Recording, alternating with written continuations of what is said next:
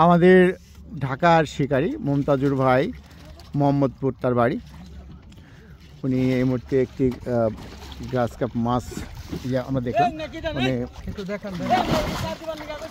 এই যে গ্রাস কাপ মাছ ধরছেন দিয়ে চোখ দিয়ে। আমি আজকে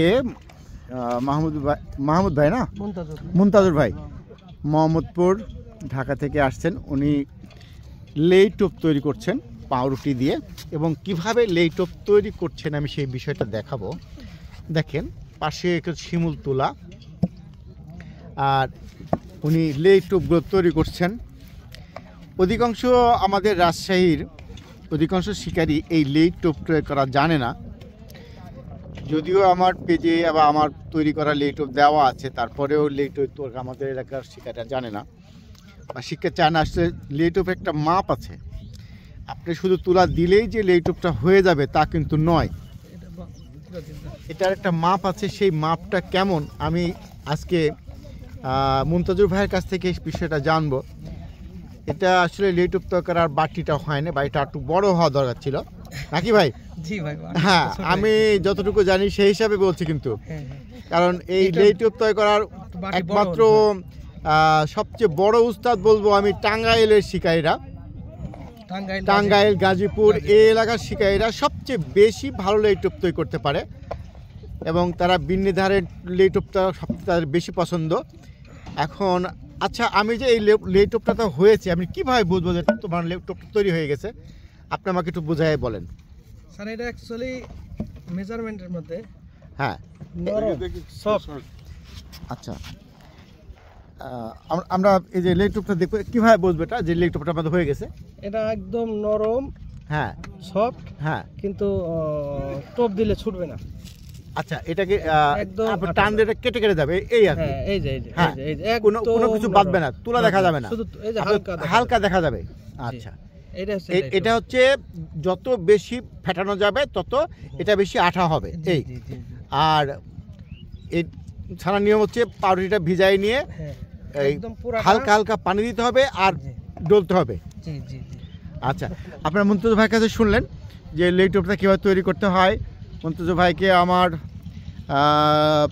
লালনের জেড ফিশিংয়ের পক্ষ থেকে শুভেচ্ছা।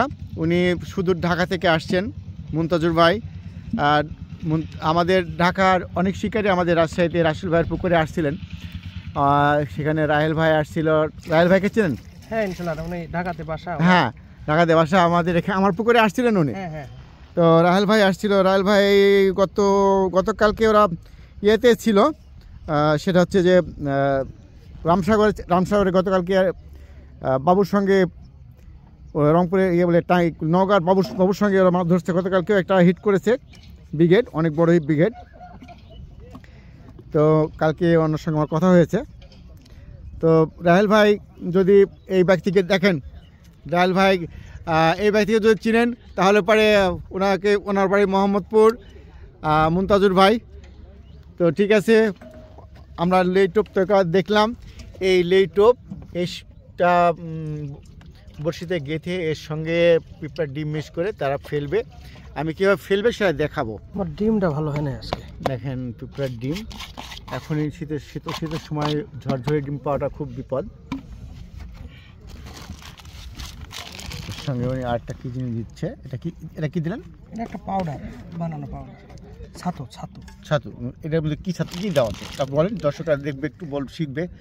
কেনা ছাতু আর কি, কোয়ালিটি ছাতু। কোয়ালিটি, আচ্ছা। ডিমের সঙ্গে উনি কোয়ালিটি ছাতু মিক্স করলেন, মানে ডিমটা একটু ঝরঝরা করে নিলাম আর কি। ডিমটা ঝরঝরে করার জন্য উনি কোয়ালিটি ছাতুটা ব্যবহার করলেন, যাতে ছাতুটা চুষে নেয়। দেখেন উনি কাটা ব্যবহার করছেন, এটা সিরান 15 নম্বর কাটা। যারা লেই টোপ ব্যবহার করে তারা অধিকাংশ শিকারী এই সিরানের 15 নম্বর কাটাটা ব্যবহার করে। কেউ 1 কাটা ব্যবহার করে, 2 কাটা। দেখেন কীভাবে লেই টোপটা তৈরি করছে, দেখেন ঘুরিয়ে ঘুরিয়ে সুন্দর করে পিঁপড়া ডিম দিয়ে ঘুরিয়ে ঘুরিয়ে ডিমটা দিচ্ছি। দর্শক দেখেন, আপনাদের ডিম গাথাটা দেখাবো, শুধু ডিমটা নিচ্ছেন আর ঘোরাচ্ছেন। লাগিয়ে দিচ্ছেন। একটা কাটা হয়ে গেছে, তার সঙ্গে আর একটা কাটা আছে, ওটাও কাটবেন। এখন উনি লেই নিচ্ছেন, লেই নেওয়ার পরে ডিমের সঙ্গে মিশাচ্ছেন। মিশিয়ে উনি আবারও সেটা ঘোরাচ্ছেন।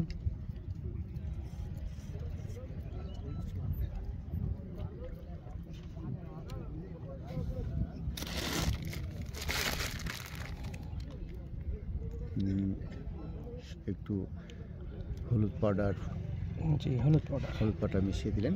দেখেন উনি থ্রো করবেন। আর আবার মুনতাজুর ভাইয়ের থ্রোটা দেখে নিখুঁত থ্রো, একেবারে যেখানে মার্জিন পয়েন্ট সেই পয়েন্ট উনি থ্রো করলেন। দেখা যাক এই পয়েন্টটি থ্রো করার পর তার হিটটা কেমন হয়।